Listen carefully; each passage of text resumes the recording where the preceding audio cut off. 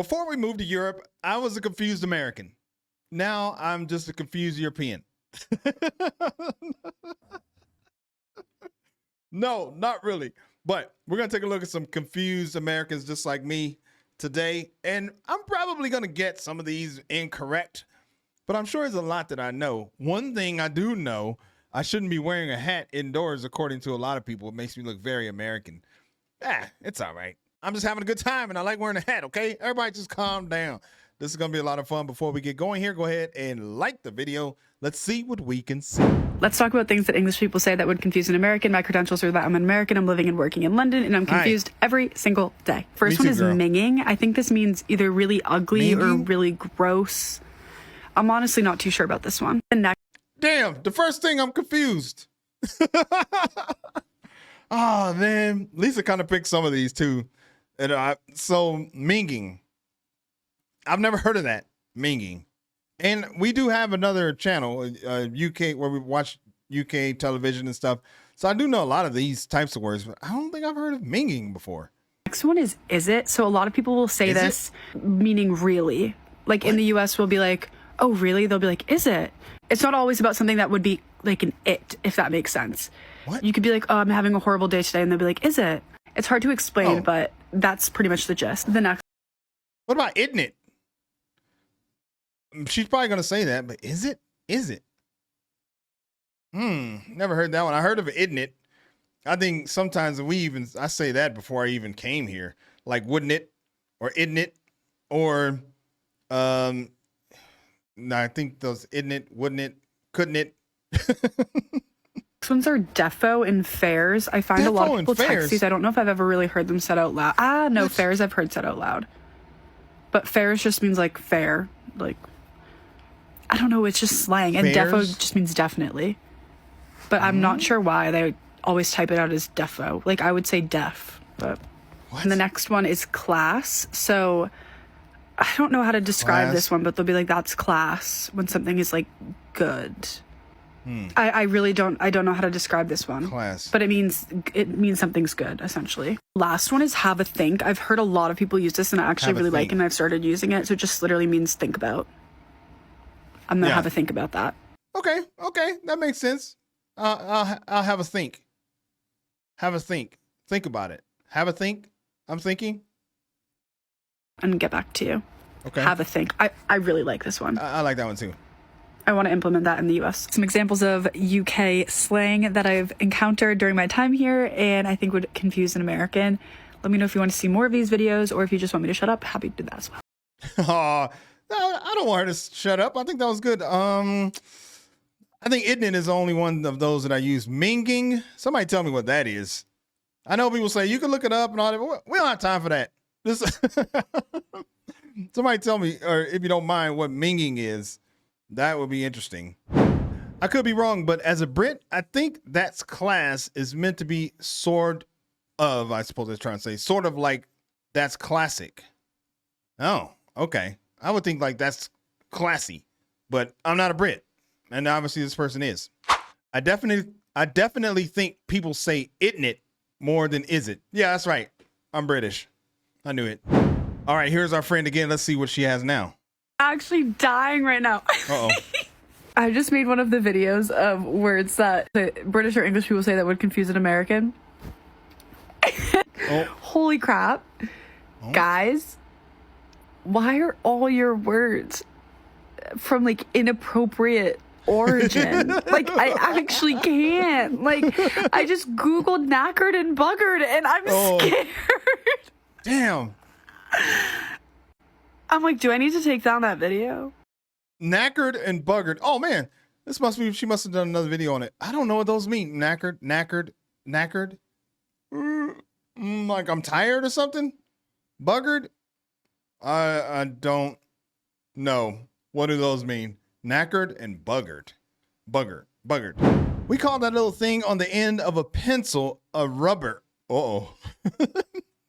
Yes, there are children in schools asking the teacher for a rubber. In the U.S., they obviously call it a condom, as they say over here in England. They call that a rubber. But I think over here they call it like a Johnny or something like that. I think that's right. Is that right? A Johnny? I say knackered as the time. Wait. Oops. I say knackered all the time. And I mean really tired. I say bugger as a very mild swear word as in, oh, shoot. Okay. Is that kind of like bosh? Isn't that what they say? Bosh means the same as bugger. Buggered. Knackered. That's what I kind of thought that meant tired. Okay. All right. We're doing good. We're doing good. I still got my European card.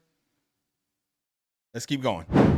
I'm an American. I've lived in the UK for 4 years, and here's my advice to any Americans coming to visit or coming to stay. You're going to think that everybody you meet is mumbling, but they also think that you're screaming, so it kind of like evens out. British food is awesome. You just need to add a little bit more salt. Culturally, Americans add like a ton of salt to our food, and so you're just not used to the lack of salt. If you have food allergies, you're in luck because you will be asked before you order if you have any. If your idea of the average British person is really posh, etch a sketch that thought from your brain and instead picture somebody who has more of like a New Jersey vibe. That's it. If you're in London, you will most likely encounter people standing outside of a busy tube station trying to get you to donate money to a charity. Just note that that charity is very questionable and those people are very persistent. So okay. All right. Okay. So good luck. Unless you are from the heartland of Wisconsin, British people can outdrink you, so do not attempt to go pint for pint. Just don't do it. Oh, wow. Okay. So do not attempt to go pint for or just don't do it. Don't do it. Okay. All right. You ain't got to tell me. My drinking days are probably, well, my drinking days are behind me. I mean, I still have a couple of drinks here and there, but that's one thing when I go over to the UK, I'm going to be a little bit concerned about that. I like the idea that they don't salt things that much. You know, that's one of the huge problems in the US is high blood pressure. I mean, I kind of got a little bit of high blood pressure myself. And that's because they use that horrible table salt all the time. And they put it in everything. So over there, it sounds like they leave it out and they leave it up to you to add it, which, hey, I kind of like that. I think that's pretty good.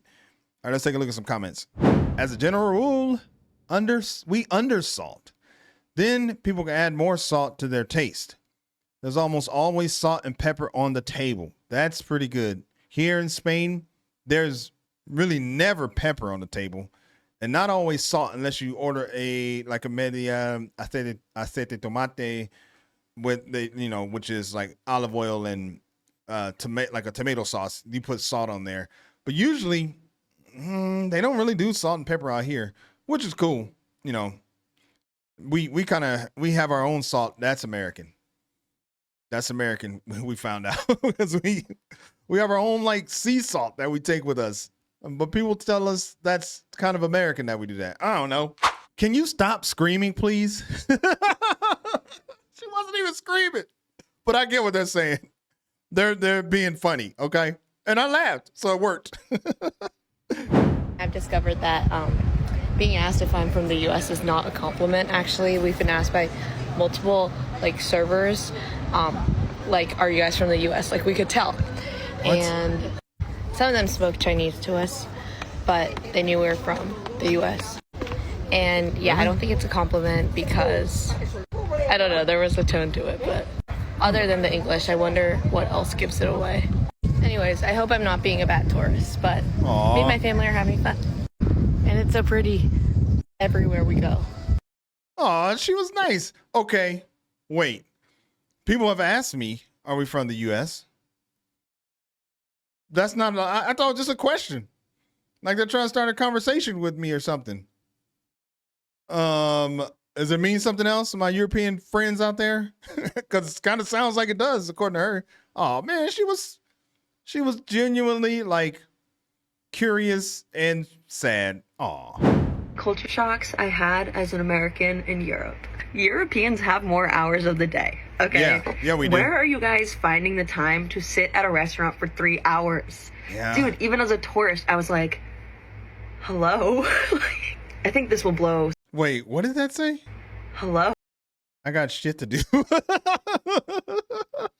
I think this will blow some Europeans' minds. Uh-oh.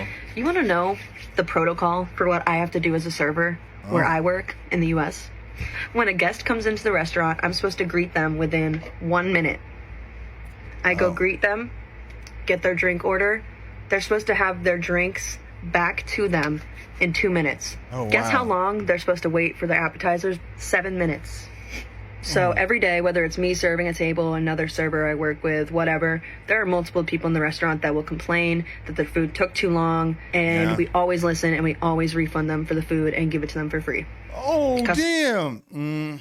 That's why they complain, because they know they're going to get it for free. Wow. Please refund them for the food and give it to them for free. Customer service, baby. Something I learned while traveling Europe is never wait till you're hungry to eat. Like, never go to a restaurant hungry. Americans here that wait 15 minutes for their appetizer. What? Wait till you go to France and you wait an hour. Don't make the people at the restaurant's life hell because you planned poorly, showed up hangry, and didn't know the customs of the restaurants in Europe. Now, listen, I haven't been everywhere. Everybody knows this, but I will be doing some traveling here. So, then just haven't been everywhere. But I've been to Spain, obviously. And I've been to Spain restaurants, and we just go there just not in a hurry. And honestly, when we see people come in and then they sit down for like 5 minutes and then they stand up and try and flag down the camarero, the waiter, waitress, we're like, they're not from here. But we just know, just go in there and chill. They saw you.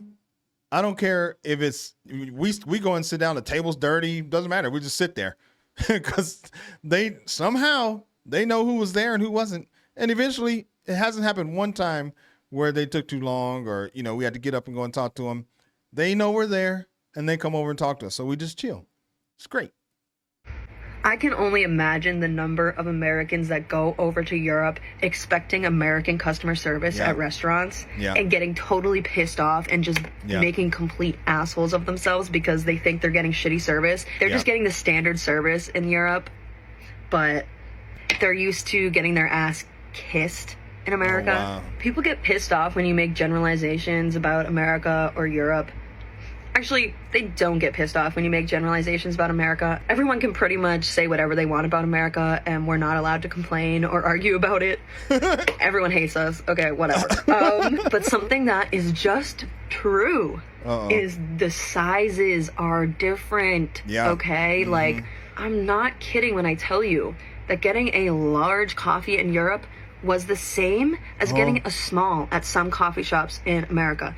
Yeah, and restaurants in America, you get a small coffee shop, or a small coffee, and it's like unlimited refills. Like if you go to IHOP or something like that, you get a bunch of refills. Which nowadays I can't be doing that too much caffeine like that. But yeah, you're right. There's a difference between a large and a small. I mean, we every once in a while, probably like once a week, we go to a certain coffee shop because the cups are a little bit bigger, but they're not that much bigger. But every other one is like small, like 6-7 sips, you're done. And every coffee shop in America has different standard sizes. But I'll tell you this, on average, their sizes are much bigger than the European sizes, like a few ounces bigger even. And I didn't ever find extra large drinks in Europe. Like they don't have extra large. It stops at large. It's just small or large a lot of times. That's true. I just need to insert a picture of a Dunkin' Donuts large iced coffee. Yeah, you see? I don't think I will ever get used to the public transportation in Europe. When I tell you, like, I'm the worst person on earth for figuring out how to use public transportation. In German cities, there's literally a bus stop on every fucking corner, and there's a train station every 2 blocks. Like, that's a little too much for me, honestly.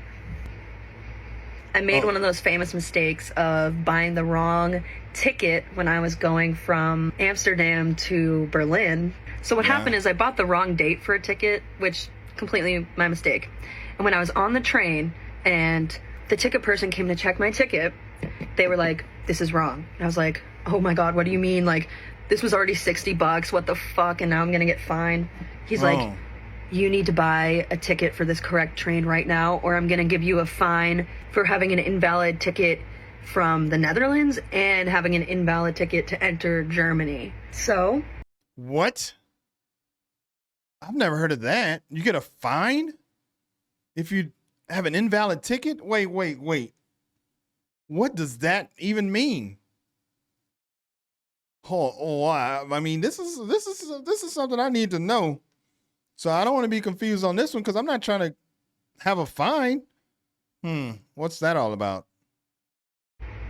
I'm already on this train, buying a ticket for this train. And of course, now the ticket price is $150. What? So that is how you waste hundreds and get yelled at by a ticketer and have everyone on the train stare at you the whole time. And then you try your debit card and it gets declined. So you have to pull out your American Express from your hidden little pocket in your backpack, try that out, and it takes like 5 minutes to go through. And every German on the train is okay, well, that's something that's their own little issue there. Looking at you like you're a poor cunt. Another mistake I made. This is just becoming a mistake video.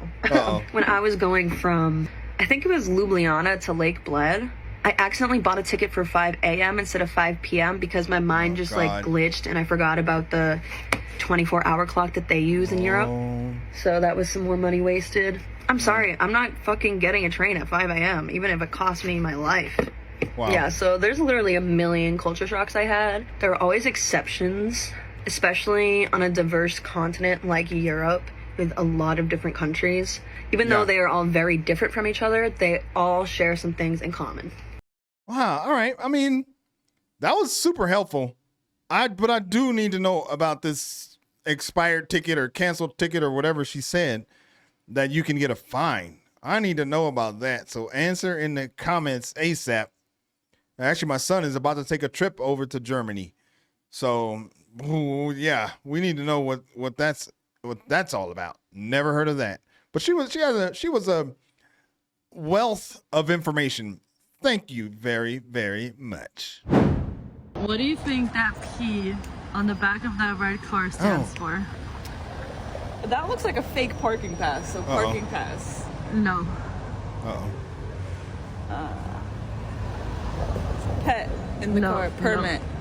No. Pregnant. Passenger. Private driver. Well, why would it be in English? Prego. What is it for? It means praticante. It means they just got their license and they're new drivers. Oh, practicing. Yeah, so like so people know not to be crazy around them if they make mistakes. And to not be aggressive because they just got their license. The more you know. Italian facts 101. Yeah. Okay, I mean that was I here in Spain it's an L, and I don't know what that if that means a certain word. I just know that they're new. So, I mean, I don't drive. I don't have my license here, so I don't know all the rules of the road and everything like that. But I just know if they have a letter, they are a new driver. And she was very nice. She learned something new, so she was super excited. It means, please be patient. I'm a noob. And look, the creator actually laughed at it, so I thought that was pretty funny. Principiante. So in Spain, I know like beginning or start is principio. So maybe that's it. I don't know. The practicando or whatever she said sounds good to me. Let's just go with that. As somebody who was stationed in Europe, I was stationed in Germany, Vilsig, Germany. I was in the military. Okay. Let me tell y'all why these Europeans are obsessing over America. Uh-oh. First of all, when you get over there, honey, it is super strict, okay? I'm talking about... What? You can't even walk the road the wrong way. Like, some people over there do not play. So that's one thing. They feel free. Like, they feel free from the shackles. Is this real? This can't be real. I don't know what... Germany? I don't know what she's talking about. I haven't felt the shackles that she's talking about. The next thing is the food. They don't have hardly no food over there. Like, you gonna have your bread and your pasta, and that's like in every store, bread, pasta. They don't have any choices of food. I hated that part. Like, I was missing the food in America so bad. And then the food didn't even taste good. Like, the food that they do have don't even taste as good. Like, you barely have options, and the food don't even taste that good. That's why they over here like, oh, this is so delicious. Oh, my gosh, I need more. Yeah, it's real. And another thing, the houses, like, they don't have AC, and they're not as fancy. Like, they very modern, and like every house look the same type. A lot of the communities or the houses are like so close together. It's just so different from America. That's why these people is coming over here and they acting like they are acting. From a person that have experienced America living and European living, baby, it's a big difference. That's why we walk around here as Americans so spoiled with our nose in the air, because America have us spoiled. What? And then you have Europeans who are more on the humble side of things because they don't come from as much as we come from, if that makes sense. No, it does not. So yeah, that's why. Good day. Okay. I mean, she had to be joking, right? That's just, I don't know. It's almost like there's really nothing even to say about all that, because there's a lot of stuff that's just categorically false in what she was saying. I mean, come on. They don't have food. The houses are not fancy, all that kind of stuff. Okay, no air conditioning. I might give her that. But I don't know. That was an interesting one. We'll just move on, okay? One major culture shock that I think Americans would not be prepared for when they get to the UK, and I say this as an American who is not prepared for this, is that friends and family members take the piss out of each other. What that means is they harass each other, they make fun of each other, they make jokes at each other in a playful way, of course. Right. But when you first hear it, because of their dry sense of humor, British people's dry sense of humor, sometimes it sounds pretty brutal. They also use multiple four-letter words that are completely off limits in our society. So again, the first few times you hear these, you're like, you can't say that. But they do. Yeah. He has a great point there. That's one of the things that we learned on our UK channel. Greg and Lisa React, GLR. Head over and check it out if you're into that type of stuff. But we learned over there, because we get a lot of people from the UK who comment on our videos, and they say some pretty hard stuff. And then, if you like kind of say something bad, they're like, no, that's not what I meant. So it's not meant in a bad way. You just have to get used to that, though.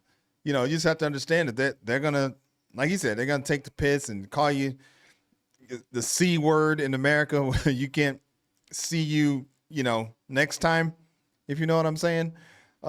So yeah, but actually that's one of the things that we just love about the UK. The people there are great. They're super endearing, and and all the little phrases and everything that they have. We think that that's awesome. Let's move on. Can someone in Europe please explain this to me? Let me give some context. We're in our villa here in Spain, and there is a pool of water. I don't even know if you should call it a pool. Yeah. But it's about a foot deep, and it's very warm, and you obviously can't swim in it. So I don't know what to do with it. Can someone please explain to me? What is that? I have no idea what that is. Is it for your feet or for the baby? Maybe let the baby tool around in it a little bit. What is that? Somebody help a confused American out, please. Thank you. Nothing beats a Jet 2 holiday. And right now, you can save £50. That's Latin. That's £200 off for a family. What is that? Free Child Place holidays available. What is that?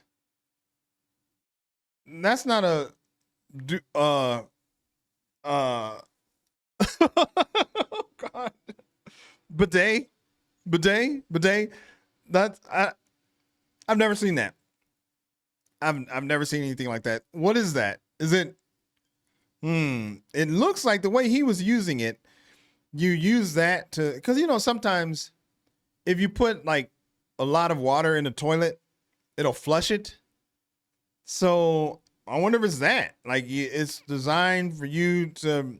That's how you flush the toilet, but it has a button at the top that flushes it. Oh, is that to clean off the evidence of you doing your business in there? Maybe. I don't know. What is that? Can anybody tell me? Could someone please kindly explain to me why in Europe there are not just different pronunciations of different cities, but completely different spellings from language to language? I don't really understand why this is done. Like, I'll give you an example. I've been traveling to Italy, and there is Milan, Genoa, and Florence. They all have not just different pronunciations in English, but completely different spellings. I think Florence is the biggest example of this because in Florence, the locals spell and pronounce it like Firenze. It's a completely different word. Now, I understand, pronouncing it different from language to language. Like, Paris is Paris in English, but here in France is Paris.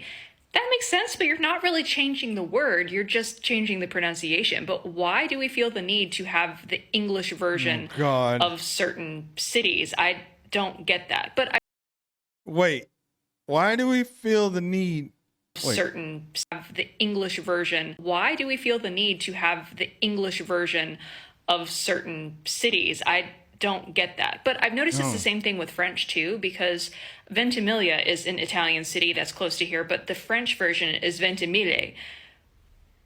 I'm sure there's an interesting history and probably stupid history as to why this happens. I don't know. I'm really curious, and I know that there are people out here that know all kinds of things. So I would love to know why that ends up happening. Because to me, I'm just like, just pronounce it the way you're going to pronounce it, but keep the same word. I don't get it. Well, I mean, you got to admire her. She's brave to put herself on blast like that.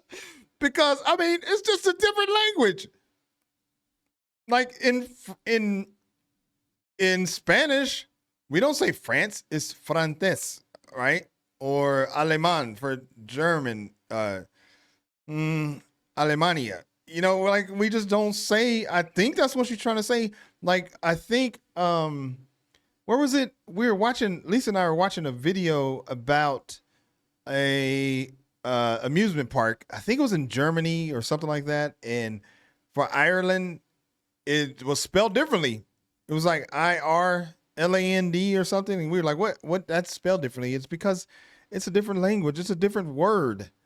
So I don't know, but she genuinely wants to know. So if I'm understanding it incorrectly, just tell me in the comments, but maybe you can answer her question. Why is it different? Why couldn't it just be English everywhere? Hello? Oh God, that was pretty funny. All right, last one. Okay, I'm currently in London, and guys, I don't know how to make my sink water go away. I have tried clicking it. What? Am I dumb? Or is it like right in front of my face? Or is it broken? What? I'm like, it doesn't click. Is there a button I'm missing? What is... Am I crazy? What the hell? Oh, damn. My European card might be in jeopardy on this one. Because I don't really know what the hell's happening right now. Am I crazy? No. What is it? That's the bathroom button. What the heck? Bro. You find it? Y'all, what is how do I make the water go away? Oh, wow. Can anyone who lives in London or a European help me? Because my sink is broken. Or, I don't know if it's broken or if I'm being dumb. The water isn't going away. What is going on? Sorry, these are my socks. Am I crazy? I don't know. I've never seen that. I don't think I've ever had that happen. Is something broken? Like maybe there's a lever that she has to pull or something.